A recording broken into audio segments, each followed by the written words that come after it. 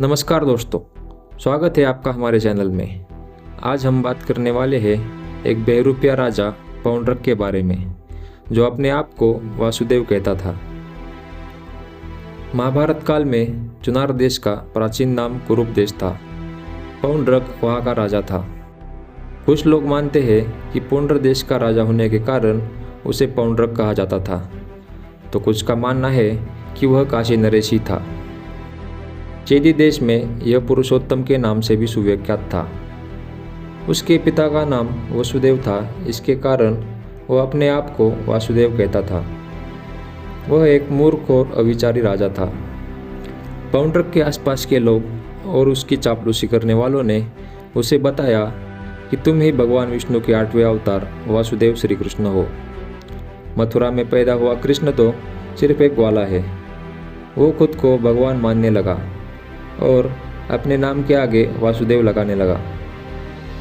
राजा पौंड्रक के पास कई मायावी राक्षस थे। उसके पास द्वित नाम का एक मायावी वानर भी था। पौंड्रक ने श्री कृष्ण का रूप धारण कर लिया था और वो खुद को श्री कृष्ण ही मानता था। उसने अपना वेश भगवान श्री कृष्ण की तरह ही बनाया था। पौंड्रक अपने साथ भगवान श्री कृष्ण की तरह ही सुदर्शन चक्र और बांसुरी भी लेकर चलता था। वो इस नाटक में इतना बहक गया था कि अगर कोई उसे कहता कि द्वारकाधीश श्री कृष्ण ही वासुदेव है, तो वो उसके साथ युद्ध पे उतर जाता। पौंड्रक मूर्ख होने के साथ साथ अत्याचारी भी था। वासुदेव श्री कृष्ण को मानने वालों पर वो अत्याचार करता था। यह राजा खुद को तो वासुदेव कहता था और उसने सबको दिखाने के लिए वैसा रूप भी लिया था। भगवान श्री कृष्ण जैसा सुदर्शन चक्र, हाथ में बांसुरी, इतना ही नहीं, उसका एक बड़ा भाई था। वह उसे दाऊ भैया कह के ही बुलाता था। वह अपने परिवार से भी यह कहलवाता था कि वही असली वासुदेव है।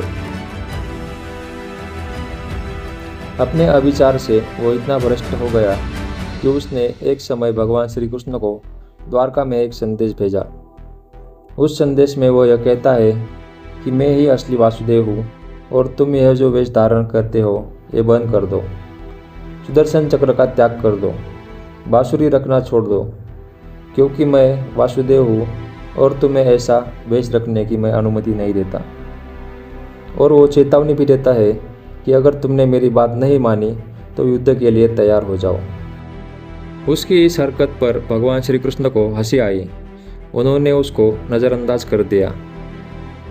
इसके बाद भी पौंड्रक चुप नहीं रहा। वो हमेशा ही भगवान श्री कृष्ण को उकसाने का प्रयास करता ही रहा। एक बार वह अपने मायावी वानर द्वित को द्वारका में विध्वंस करने के लिए भेज देता है। वह वानर द्वारका में कोहराम मचा देता है। बहुत समय तक श्री कृष्ण उसकी बातों को और हरकतों को नज़रअंदाज करते रहे। बाद में जब उसकी हरकतें बढ़ने लगी, तब भगवान श्री कृष्ण ने उसे प्रत्युत्तर भेजा कि तेरा संपूर्ण विनाश करके मैं तेरे सारे गर्व का परिहार शीघ्र ही करूँगा। यह सुनकर पौंड्रक भगवान श्री कृष्ण के साथ युद्ध की तैयारी करने लगता है। अपने मित्र काशीराज की सहायता लेने वह काशी नगर पहुँच गया।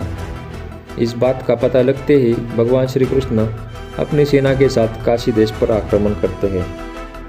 श्री कृष्ण आक्रमण कर रहे हैं ये देखकर पौंड्रक और काशीराज अपनी अपनी सेना लेकर नगर की सीमा पर पहुंच जाते हैं। युद्ध के समय पौंड्रक शंख, चक्र, गदा, धनुष, वनमाला, उत्तरीय वस्त्र आदि धारण करके आता है।